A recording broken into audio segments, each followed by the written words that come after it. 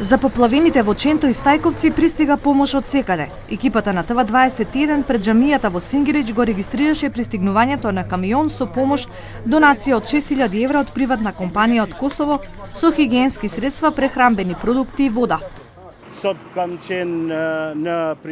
Бев повикан од премиерот на Косово во Приштина за да ми извести дека треба да се испрати помош за настраданите во поплавата во Македонија.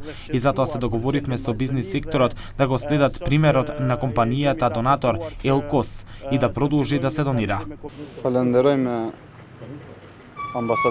Благодарни сме за интересот на Косово за ситуацијата овде во населбата Сингелич, како и на амбасадорот Хиса, кој неколку пати беше во посета на населбата. Исто така им се заблагодарувам и на останатите институции кои беа ажурни и успеа да го организираат пристигнувањето на помошта. Пред да пристигне помошта, екипата на ТВ21 беше на пунктот во основното училиште 25 мај. Група граѓани таму на населбата обвинија дека пристигнатата помош се дели селективно по родбински и партиски врски.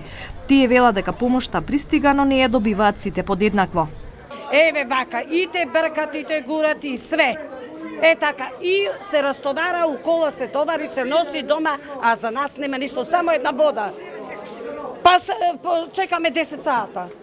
И тука е гужба, видиш сам како е гужба, кој ќе дојде помоќ, никој зема, никој не зема.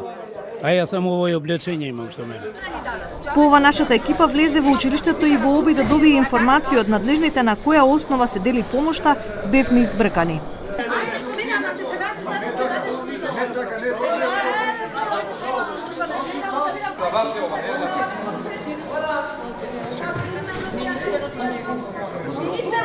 Во меѓувреме, координаторот на кризниот штаб на Сингелич, Али Садики, објасни дека во основното училиште 25 мај веќе 2 дена не се дели помош. Садики вели дека поради проблемите кои настанале при распределбата, училиштето се користи како магазин, од каде што помошта се зема и се носи на пунктови низ населбата.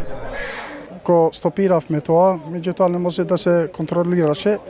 Ги споделивме луѓето по пунктови. Значи сега сите пунктови ги снабдуваме од 25 мај. Сега 25 мај се користи само за магазин. Но и покрај ова, камерата на ТВ21 регистрираше дека сепак одредени лица земаат помош во училиштето 25 мај. Инаку, според Црвениот крст, досега собрани се вкупно околу 300.000 евра во фондот за солидарност и од СМС пораките за донации.